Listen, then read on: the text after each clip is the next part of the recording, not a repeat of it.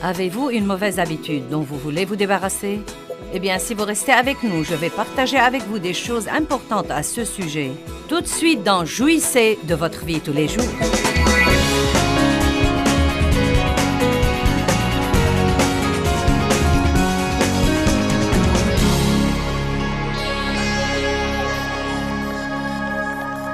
Si vous ne faites pas passer Dieu avant tout, rien d'autre ne va marcher. Mais si vous apprenez à respecter la loi des priorités, c'est étonnant ce que votre vie peut bien marcher. Vous savez, Dieu ne veut vraiment pas que nous le recevions dans nos vies seulement en temps de crise. Il ne veut pas que nous l'invoquions seulement quand nous avons de graves ennuis et quand nous sommes débordés. À dire vrai, vous serez toujours débordés et vous aurez toujours de graves ennuis sans Dieu.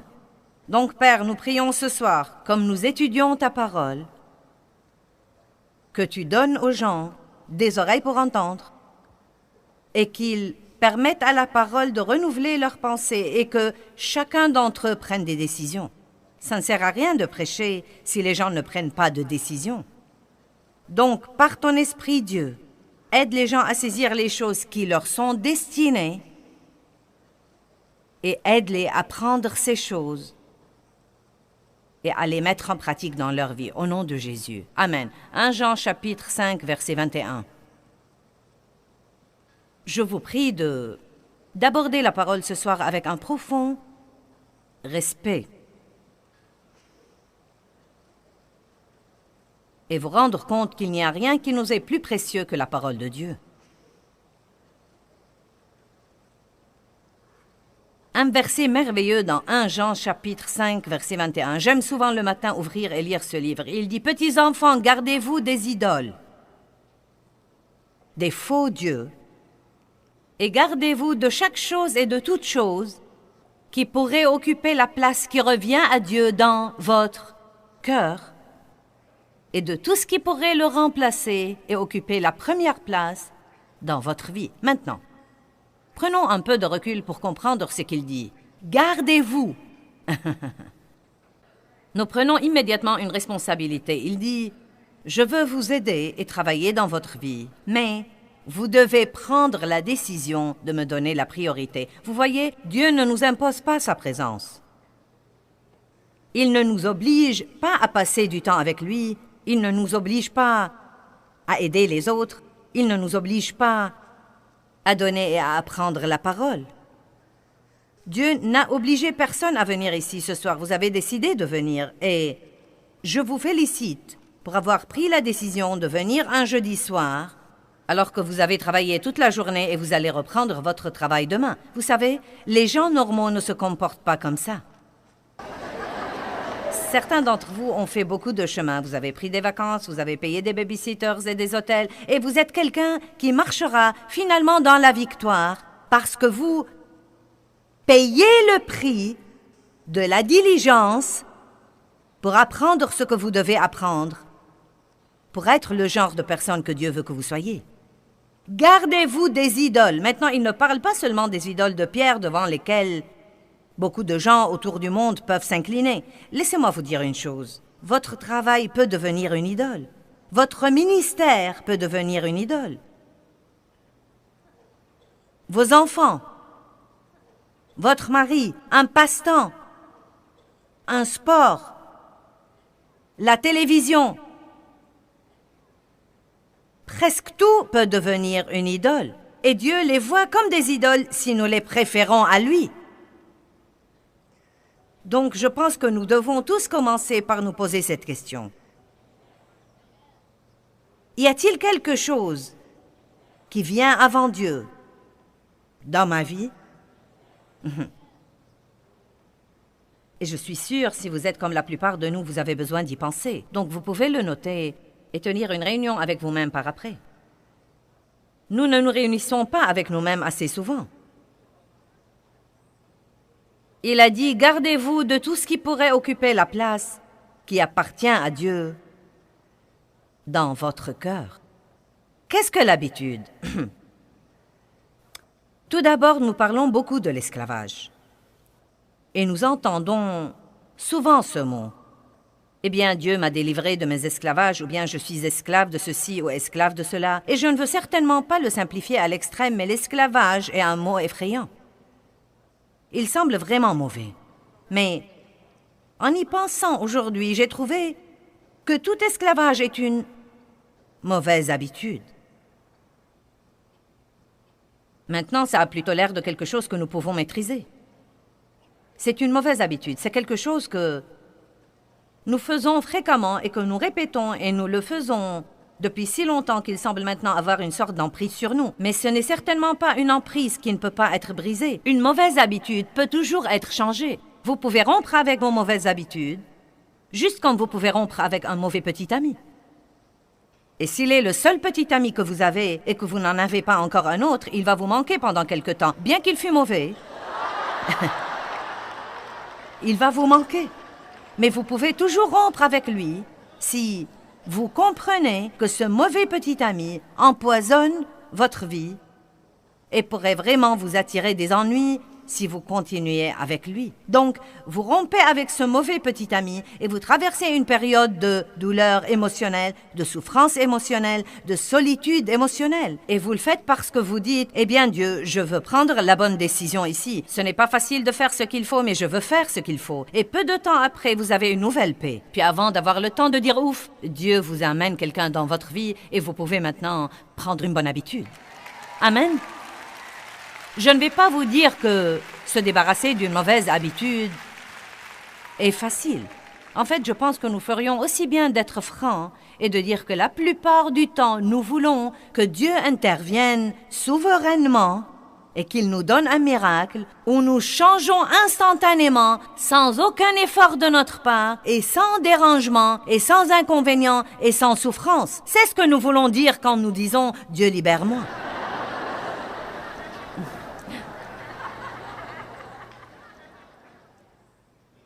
Amen.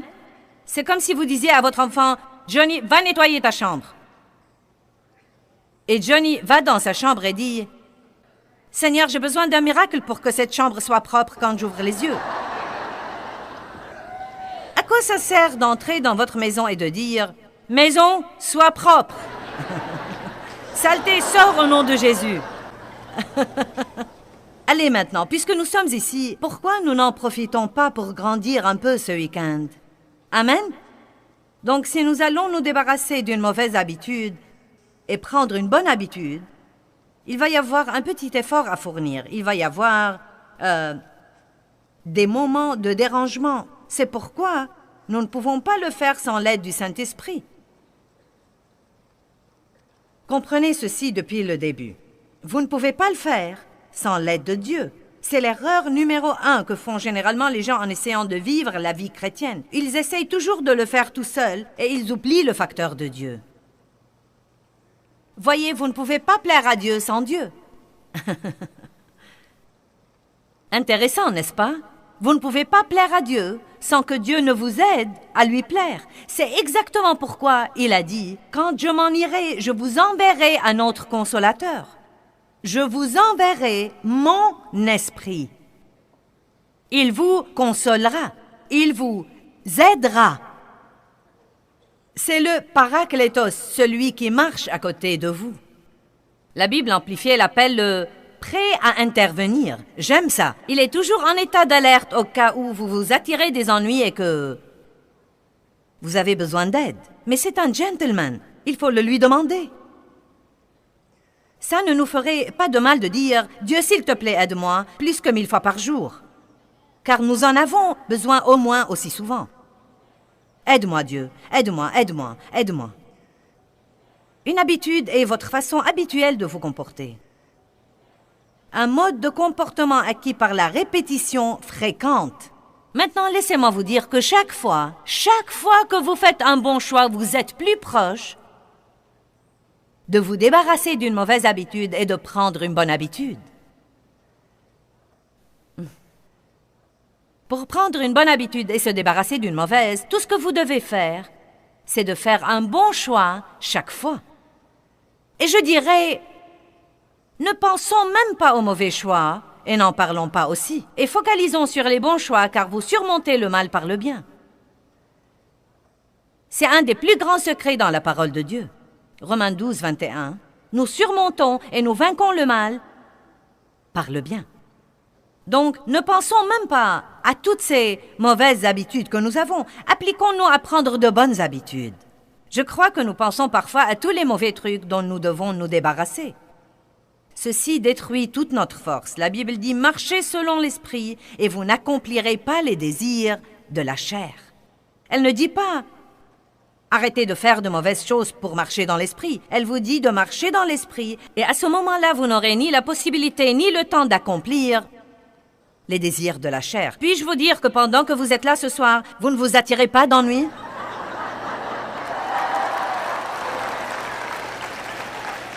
Par conséquent, c'est un lieu de sécurité. C'est une bonne chose. Pendant le temps de louange et d'adoration, vous ne vous êtes pas attiré d'ennui. Donc vous avez choisi de marcher dans l'esprit en venant ici et en utilisant votre temps pour ceci. Et donc ce bon choix vous empêche déjà de faire peut-être un mauvais choix si vous étiez ailleurs. Prenez l'habitude de fréquenter les gens qui font de bons choix. Plus vous êtes entouré de gens qui font de bons choix, plus vous avez de fortes chances de faire de bons choix. Et si vous avez une certaine faiblesse, vous ne devez certainement pas fréquenter quelqu'un qui a la même faiblesse que vous. Ce n'est pas bien. Les habitudes, les choses que vous faites beaucoup de fois sans même essayer de les faire ou projeter de les faire, vous les faites si souvent que c'est juste ce que vous faites. Par exemple, j'avais l'habitude, pendant des années et des années dans ma vie, j'avais l'habitude de me vexer chaque fois que je ne faisais pas à mon idée. Je n'avais pas à essayer, je n'avais pas à travailler là-dessus. Si je ne faisais pas à mon idée, je me vexais. Et j'ai vécu comme ça, je ne sais pas, 45 ans, peut-être 50, je ne sais pas.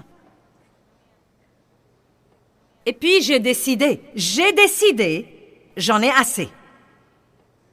Allez, c'est pourquoi j'ai dit aux gens il y a environ 1 an, quand je faisais des réunions, vous devez prendre des décisions. Vous n'êtes pas venu ici pour vous asseoir sur une chaise ou pour voir de quoi j'ai l'air en personne. Vous n'êtes pas venu ici juste pour passer quelque temps avec Dieu. Vous êtes ici pour écouter la vérité. Et si vous prenez la décision d'agir d'après ce que vous écoutez, cela changera votre vie. Mais vous devez prendre une décision. Vous ne pouvez pas attendre que vous en ayez envie ou que vous le vouliez ou attendre que vos amis le fassent. Vous devez prendre une décision. Je ne vais plus vivre de la façon dont j'ai vécu. Vous voyez, j'en avais finalement assez d'être toujours vexé. Si vous n'en avez pas assez d'être fâché et vexé et jaloux et amer et rancunier et avide et toutes ces choses-là, si vous n'en avez pas encore assez, tournez autour de la montagne quelques fois de plus. Je reviendrai à cette époque l'année prochaine. Et je suis sûre que je prêcherai une version de ce sermon, vous savez. Il paraît que c'est ma mission dans la vie. Je nettoie les poissons. Les évangélistes les attrapent et je les nettoie. Amen. Dieu soit loué. J'étais dernièrement dans un magasin de lunettes de soleil pour resserrer mes lunettes. Et j'étais avec une fille qui a un appel très fort sur sa vie comme évangéliste. Et... non, mais comme vous l'avez vu, beaucoup de gens ont reçu le Christ ici ce soir, donc... même en tant qu'enseignante, il y a l'évangélisation là-dedans. Mais l'appel principal sur ma vie, c'est d'aider les chrétiens à grandir. Non, mais à qui nous profitons dans le monde? Écoutez, je ne veux pas juste aller au ciel, je veux prendre quelqu'un d'autre avec moi. Amen. Nous sommes des lumières dans un monde obscur, donc, vous savez, nous essayons d'enlever la poussière de vos ampoules pour qu'elles puissent briller. Mais c'était tellement drôle. Vous savez, cette fille qui s'occupait de nous dans ce magasin, Nous lui avons parlé un peu. Et la fille qui m'accompagnait a essayé de lui glisser un mot comme évangéliste. Elle lui dit à quelle église vas-tu? Elle lui répond, je ne vais pas à l'église, mais je suis spirituelle. Et donc, la fille dit, mon ami lui dit, eh bien, tu sais, je suis d'un autre pays. Et elle lui dit, que voulez-vous dire en Amérique par je suis spirituelle? Et donc, elle commence, vous savez, à lui parler de choses et d'autres. Et donc, quelques minutes plus tard, elle s'occupe de moi. Et elle commence à sortir des injures. Maintenant, elle travaille dans ce magasin, elle s'occupe de moi, vous savez. Puis elle dit, oh, je suis désolée. Elle dit, mon patron me dit que je dois arrêter de jurer. Vous savez, dit-elle, mais c'est difficile. Vous voyez, je jure beaucoup, vous savez. Et donc, vous savez, ce n'est pas grave. Non, mais je comprends ça. Je reste cool étant donné où elle en est. Puis elle me dit, je sais que je ne devrais pas le faire, mais elle dit, tu sais quoi, quand je me mets en colère, je jure. Et elle dit, en fait, je pense que Dieu aussi jure. Bien, maintenant, me voilà. Me voilà. Je vais défendre Dieu. D'accord? Donc, mon amie dit que j'étais drôle. Elle a dit, tu t'es penché par-dessus le comptoir en disant, Dieu ne jure pas.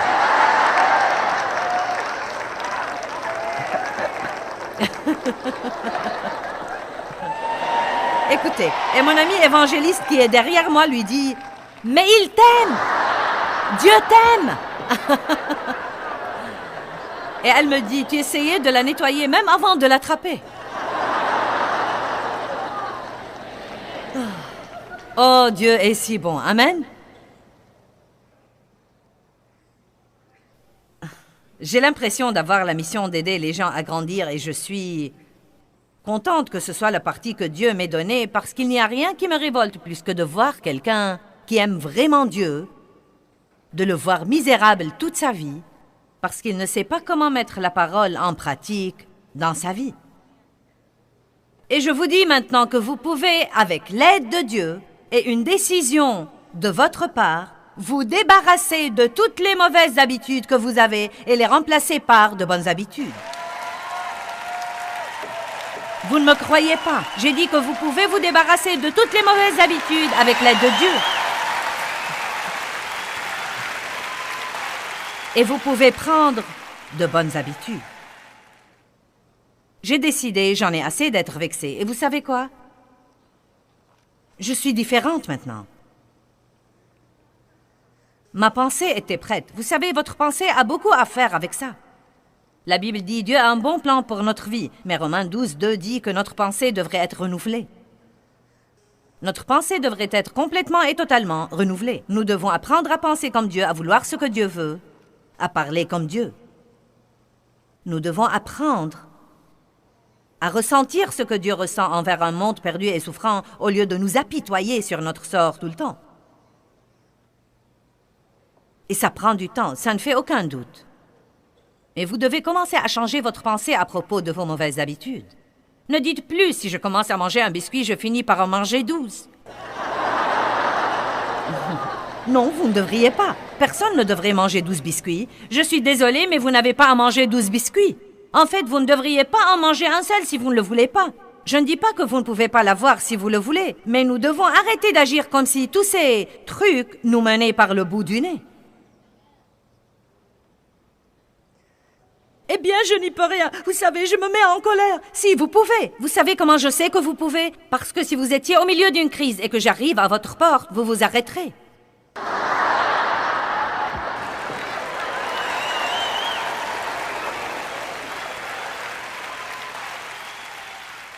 Je criais et je hurlais après mes enfants, par frustration. Et vous savez quoi? Un jour, mon pasteur a frappé à ma porte. Et Dieu m'a donné une petite vision, car je disais, « Oh Dieu, je n'y peux rien, je suis si désolée, je n'y peux vraiment rien. » Et il m'a dit, « Si, tu peux, car nous ne nous comportons pas comme ça devant les gens que nous voulons impressionner. »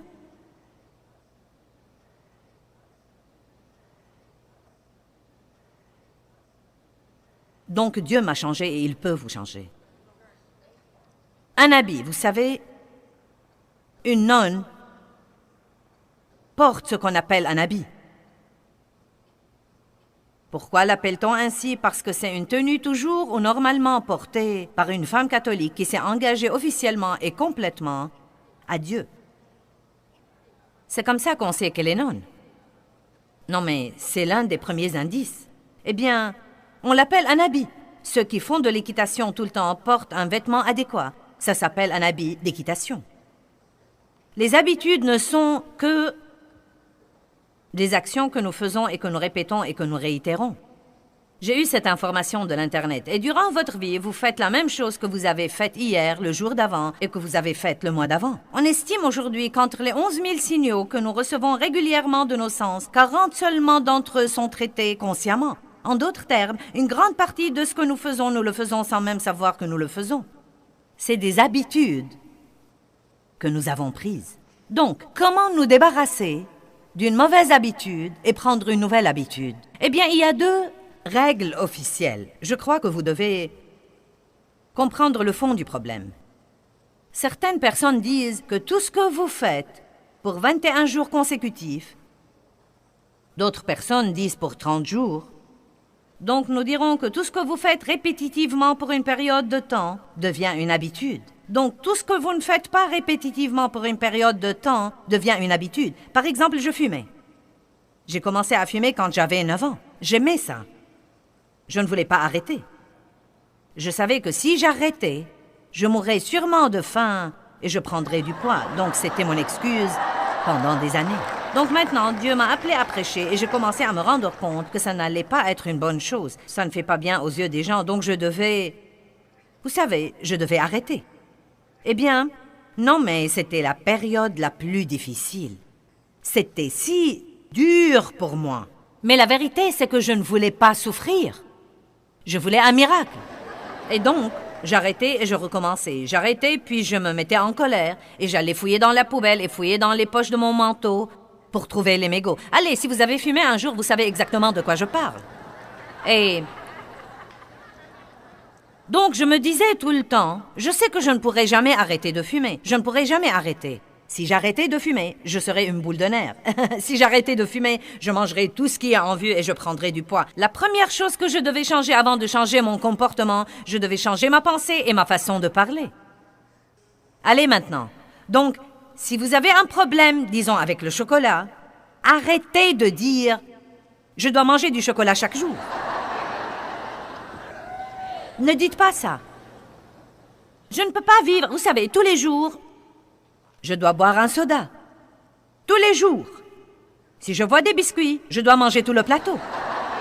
Non, tout d'abord, vous devez arrêter de penser comme ça et vous devez arrêter de parler comme ça. Sûrement, si l'Esprit du Dieu vivant demeure en vous, vous pouvez avoir l'autorité sur une tablette de chocolat.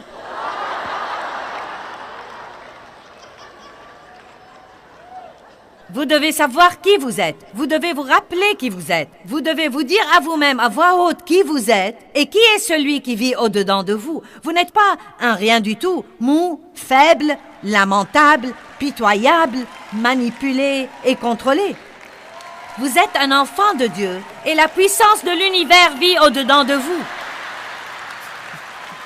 Et vous ne mangez pas des choses à l'excès. Et vous ne laissez pas votre maison sale et vous ne payez pas vos factures parce que vous ne le voulez pas, mais parce que vous avez de mauvaises habitudes.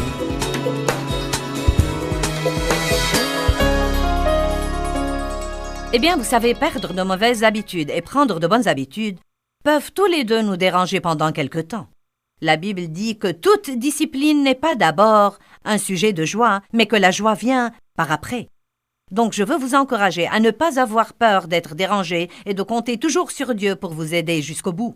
Méditez le psaume 28, verset 7. « L'Éternel est ma force et mon bouclier. Mon cœur se confie en lui, compte sur lui et s'appuie sur lui en toute confiance, et je suis secouru. Et par conséquent, mon cœur se réjouit. » Il y a une puissance dans la parole de Dieu qui vous aide à traverser toutes les difficultés de la vie.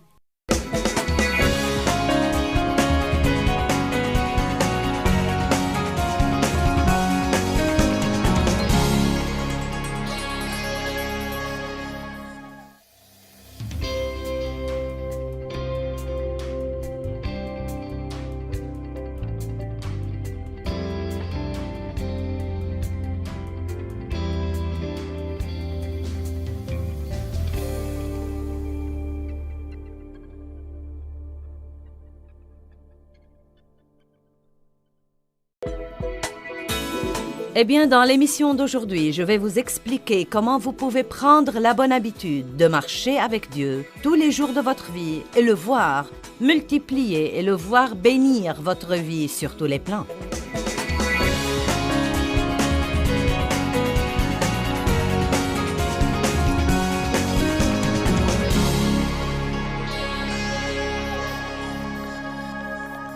Vous savez, je crois que si nous arrêtons de faire de ce truc un tel monstre, eh bien, je suis en esclavage.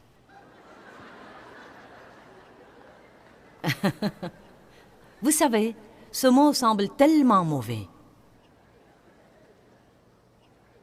Et Dieu nous délivre de tous nos esclavages. Non mais, entrez dans mon jeu ce week-end. Et dites seulement, vous savez quoi? Ce n'est qu'une habitude. J'avais l'habitude de fumer. J'ai commencé à fumer à l'âge de 9 ans. Mais quand Dieu m'a appelé à arrêter de fumer, je ne pouvais pas m'arrêter. Donc je devais changer ma pensée et changer ma façon de parler. Et je devais être prête à souffrir un petit peu. Donc, vous savez quoi? Le premier jour était mauvais. Le second jour n'était pas bien mieux.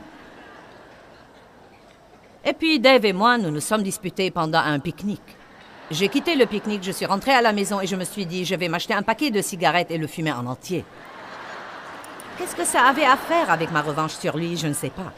Mais nous faisons ça parfois quand nous sommes en colère. Vous savez, c'est comme, quelle que soit la chose que nous ne devons pas faire, nous voulons la faire et la refaire. Quand vous êtes très ému, n'est-ce pas que vous voulez manger tout ce que vous voyez?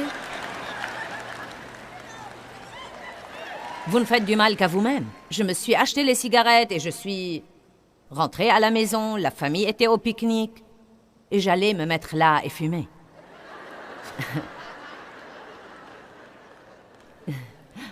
J'avais un choix à faire. J'ai tenu bon une semaine. Et ça commençait à devenir pour moi un peu plus facile. Un petit peu, vous savez? C'était comme un point critique pour moi. Je pense que chaque fois que vous essayez de vous débarrasser d'une mauvaise habitude, il va y avoir un point plutôt critique. Il y a comme un point où, vous savez, vous devez vraiment voir si vous avez pris une décision de qualité ou... Non mais, c'est facile de se mettre au régime dimanche soir après avoir dîné. La décision de qualité vient quand vos amis veulent déjeuner et ils veulent tous prendre un dessert. Et vous allez vous mettre là et dire « Non, merci ». Et j'ai senti... Vous savez quoi?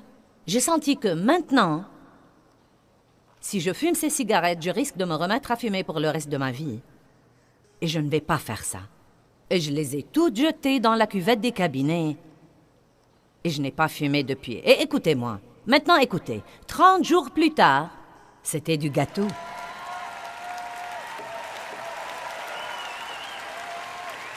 « 30 jours plus tard. Maintenant, je dirais que pour des années par après, de temps en temps, comme peut-être une fois tous les quelques mois ou une fois l'an, si quelque chose de vraiment dur m'arrivait soudainement, j'avais cette pensée étrange, je veux une cigarette. Puis je me demandais, d'où est-ce que cela m'est venu? C'est qu'en réalité, j'avais l'habitude de m'en servir comme une béquille quand j'étais frustrée. Je savais quand j'étais devenue une chrétienne sérieuse et que je sortais furtivement après l'église. Je montais dans ma voiture, je m'allongeais sur le siège.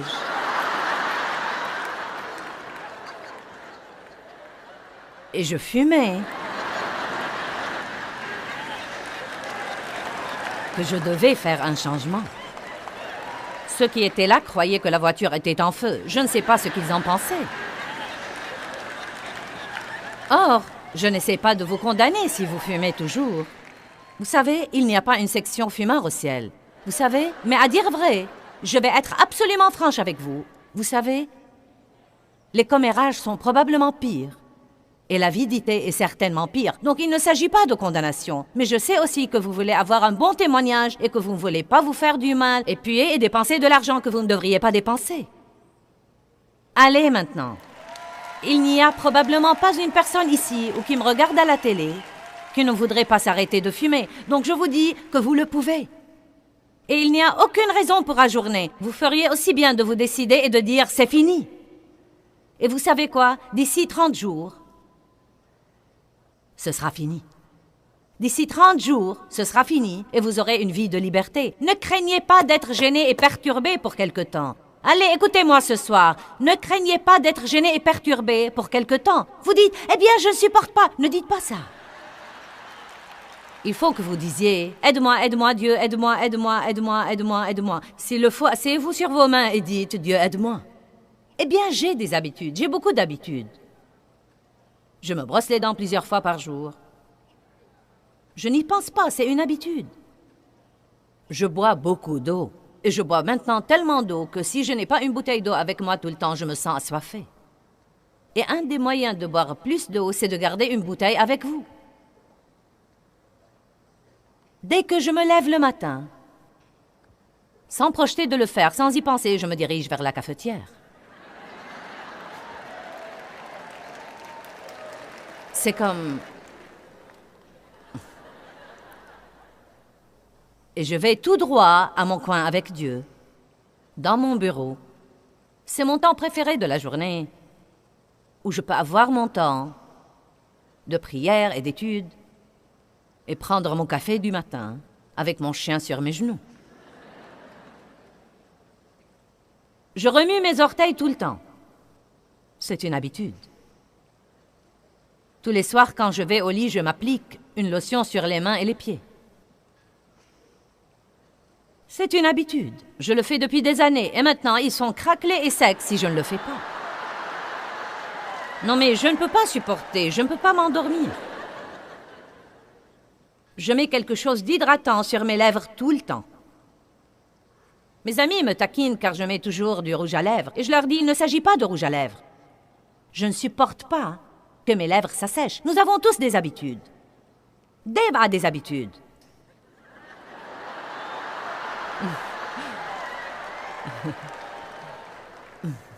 Je n'en ai noté que 3. Et je ne sais même pas s'il sait qu'il a cette habitude. Mais dès qu'il frappe la balle avec un swing, il fait toujours comme ça. Sais-tu que tu fais ça?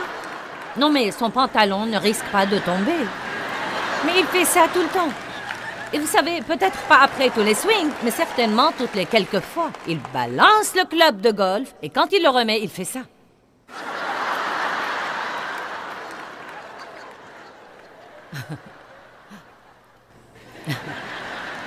Voilà une autre habitude qu'il a.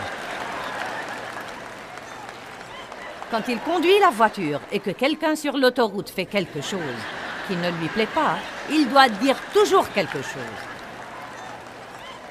Il ne peut rien laisser passer. Il ne peut pas.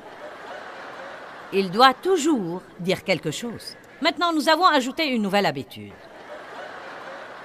Je crois qu'il est jaloux de me voir mettre une lotion sur mes mains et sur mes pieds tous les soirs. Donc maintenant, il veut une lotion sur sa table de nuit et il met une lotion. Mais, il a ajouté une version. Il se met là-bas et je sens le lit trembler et je le regarde et il fait ça. Et je lui dis... Oh non, il me dit qu'il fait comme ça. Et je lui dis...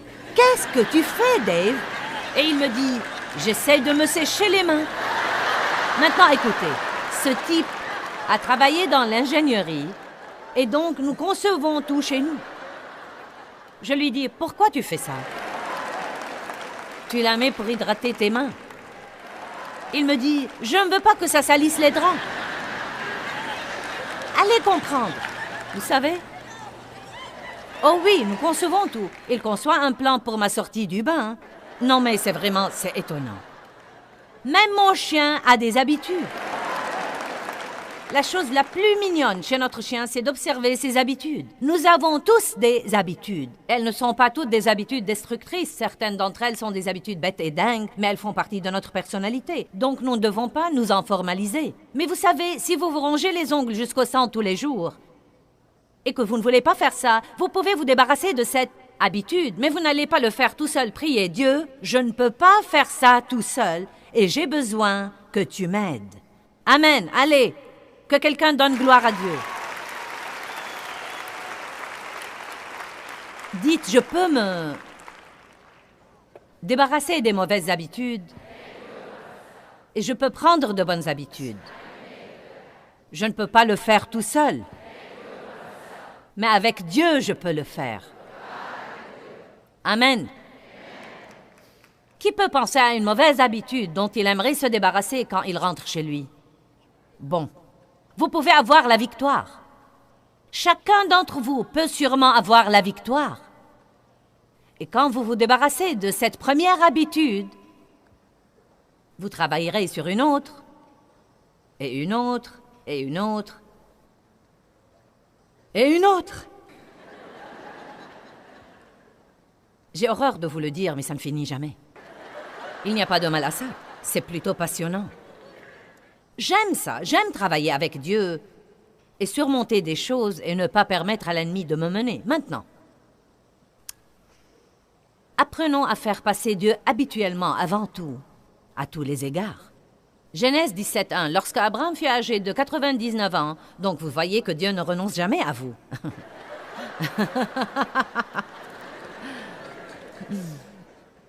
L'Éternel apparut à Abraham et lui dit, « Je suis le Dieu Tout-Puissant. Marche et vis habituellement devant ma face et sois parfait et mûr avec un cœur parfait. » Remettez la première partie de ce verset sur l'écran, s'il vous plaît.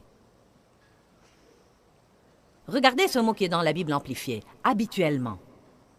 Marche et vis habituellement devant ma face. Ensuite, il nous dit, « Et je te multiplierai ». Et il explique quel genre de vie bénie il allait lui donner.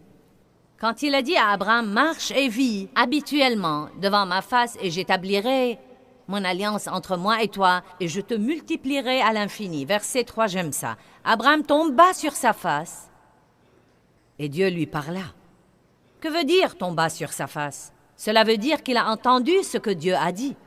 Et ce que Dieu lui a dit était en fait, « Je t'ai choisi pour être l'homme avec qui j'établirai mon alliance, et si tu m'obéis, je te multiplierai à l'infini. » Et cette même promesse est pour tous ceux qui entendent ma voix en ce moment. C'était non seulement un message pour Abraham, mais encore un message pour vous. Eh bien, si vous marchez habituellement avec Dieu et devant Dieu, Dieu multipliera sûrement votre vie sur tous les plans. Et c'est vraiment infiniment mieux que le diable qui vous vole tout ce que vous avez. J'en ai assez de la soustraction, je veux la multiplication. J'aime mieux l'arithmétique de Dieu que l'arithmétique de l'ennemi. Amen. C'est un voleur. Il ne vient que pour voler, tuer et détruire. Mais Dieu dit, je vais non seulement ajouter à ta vie, mais encore la multiplier. Vous avez un rendement plus rapide avec la multiplication qu'avec l'addition. Mais Abraham a lu entre les lignes, car vraiment ce que Dieu disait à Abraham était « Je veux être le premier à tous les égards dans ta vie. Je veux être le premier dans ta pensée. » Combien de temps est-ce que vous passez à penser à Dieu? Combien de temps est-ce que vous passez à penser à ce qu'il a fait pour vous? À penser à la beauté de Dieu, à penser à toutes les choses incroyablement grandioses qu'il a faites. Vous arrive-t-il de ralentir pour faire une pause de 5 minutes et penser vraiment à ce dont nous parlons?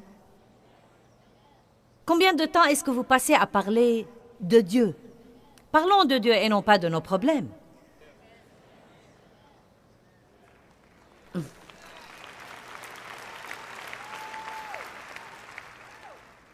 Lorsqu'il s'agit de prendre des décisions, est-ce que vous faites passer Dieu avant tout ou est-ce que vous faites passer vos sentiments avant tout? Est-ce que vous faites passer ce que vous pensez avant tout, ce que vous voulez avant tout, ou vous faites passer ce que Dieu dit avant tout? Vous faites passer vos amis avant tout et votre réputation avant tout? Vous savez, parfois, si vous prenez la décision que Dieu vous mène à prendre, les gens vont penser que vous êtes fou. Quand j'ai pris la décision de suivre l'appel de Dieu sur ma vie, j'ai perdu mes amis et j'ai été renvoyé de mon église. Vous dites, oula! Pourquoi? Parce que le diable méprise vos progrès. Et il sait que notre réputation compte beaucoup pour nous. Et faire partie du groupe compte beaucoup pour nous. Et invariablement, quand Dieu essaie de vous amener à faire quelque chose qui vous aide à faire des progrès, il amènera quelqu'un, l'ennemi amènera quelqu'un que vous aimez pour vous juger et vous critiquer.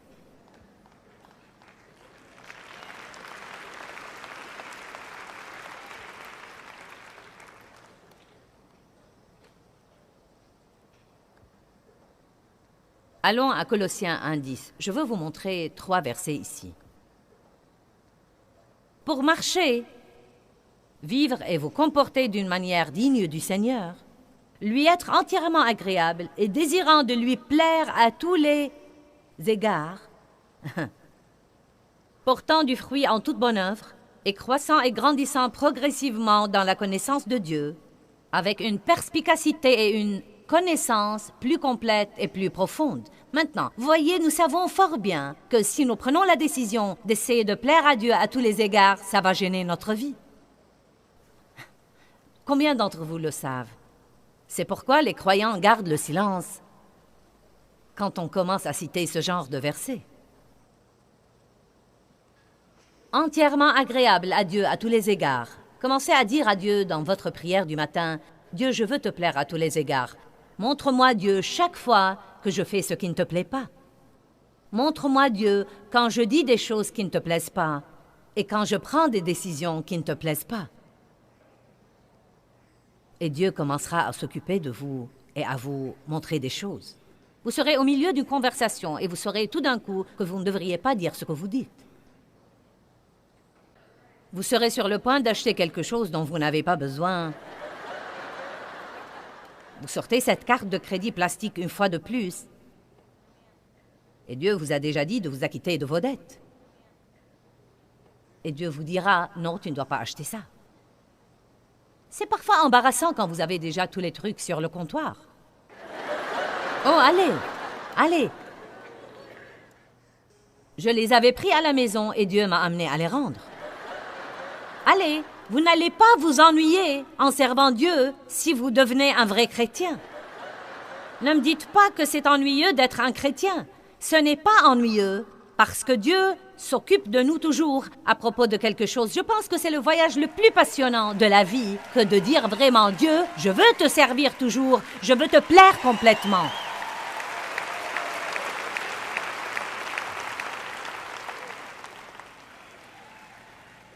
« 1 Jean 3, 22.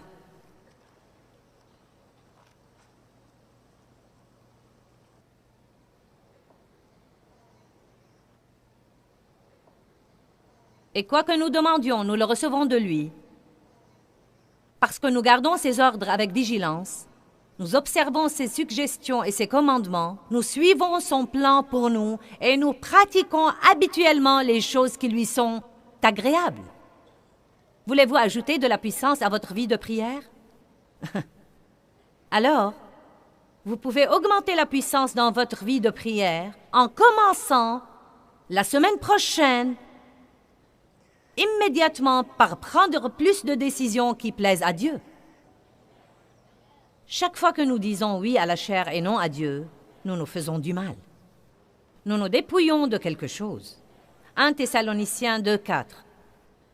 Il dit, « Mais comme nous avons été approuvés de Dieu pour que l'Évangile nous fût confié, nous parlons ainsi. » Comprenez ceci, nous parlons ainsi, non comme pour plaire aux hommes, mais pour plaire à Dieu, qui sonde nos cœurs en nous attendant à ce qu'il soit approuvé. Nous devons en arriver au point où nous plaisons à Dieu et non pas aux gens. Combien de fois quelqu'un nous demande de faire quelque chose et nous savons au fond de nous-mêmes que Dieu dit non, et pourtant nous le regardons et nous disons oui de notre bouche. Il nous regarde en souriant, mais au-dedans de nous, nous avons comme ce... dans notre esprit. Pourquoi nous faisons ça? Car nous voulons plaire aux gens. Nous ne voulons pas que les gens nous jugent, nous ne voulons pas qu'ils nous critiquent, nous ne voulons pas avoir à nous expliquer. Je pense que nous devons avoir un peu plus de respect l'un pour l'autre, et je ne pense pas que nous devons contraindre les gens à faire les choses. Nous devons leur donner la liberté de faire des choix et de ne pas les forcer à faire ce que nous voulons. Nous devons en fait dire aux autres « Je vous suis très reconnaissant de m'avoir demandé, mais je ne sens pas que c'est ce que je devrais faire en ce moment. » Je vais vous dire une chose, je me suis presque tuée dans le ministère. Franchement, je me suis presque tuée en disant oui à tout ce que tout le monde voulait que je fasse pour eux, avant de me rendre compte que je faisais plaisir à tout le monde, mais que j'allais presque mourir. Et Dieu n'était pas content pour avoir fait passer les autres avant lui. Amen. Vous ne recevez pas une récompense pour ce que les gens vous disent de faire. Vous ne recevez pas une récompense pour avoir obéi aux gens. Maintenant, je ne dis pas de ne pas obéir à l'autorité à laquelle vous devez obéir, mais vous savez exactement de quoi je parle. Si Dieu dit non, nous devons aussi dire non, et s'il dit oui, nous devons dire oui.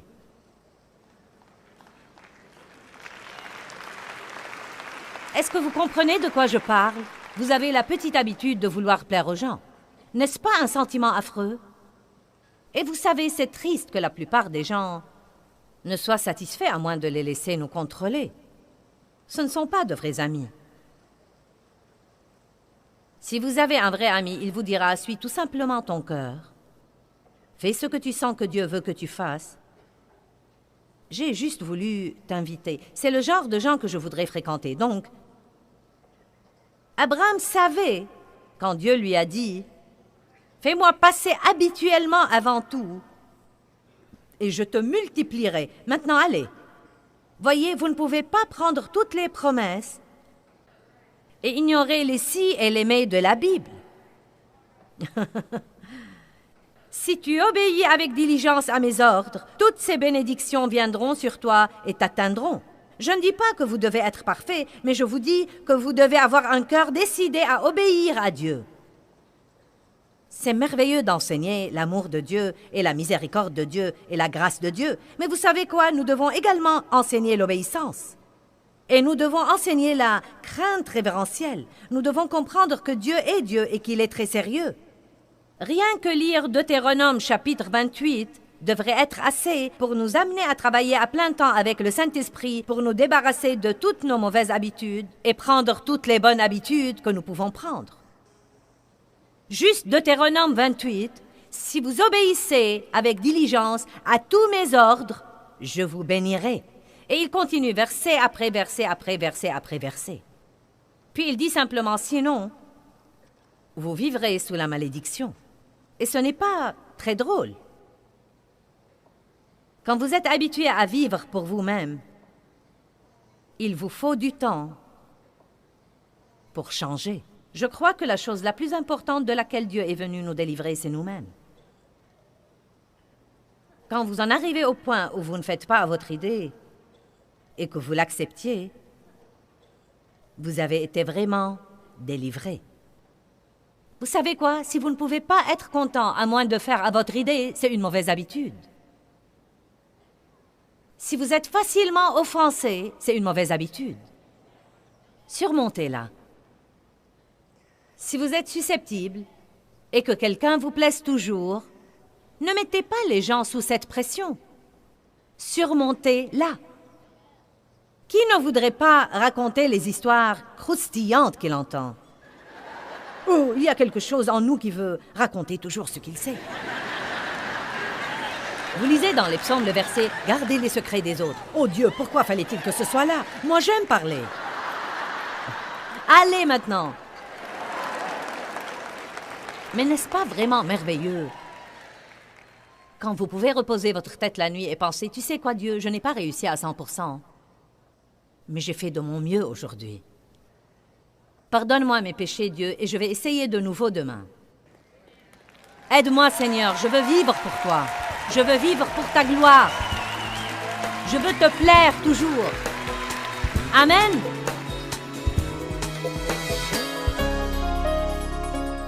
Eh bien, se débarrasser des mauvaises habitudes et prendre de bonnes habitudes peuvent tous les deux nous gêner pendant quelque temps. La Bible nous dit qu'aucune discipline n'est immédiatement sujet de joie, mais que la joie vient par après. Donc je veux vous encourager aujourd'hui à ne pas craindre d'être gêné et perturbé et de compter sur Dieu pour vous aider. Méditez le psaume 28, verset 7. « L'Éternel est ma force et mon bouclier. En lui mon cœur se confie, compte et s'appuie en toute confiance sur lui, et je suis secouru. Par conséquent, mon cœur se réjouit à l'infini. » Il y a une puissance dans la parole de Dieu pour vous aider à traverser toutes les difficultés de la vie.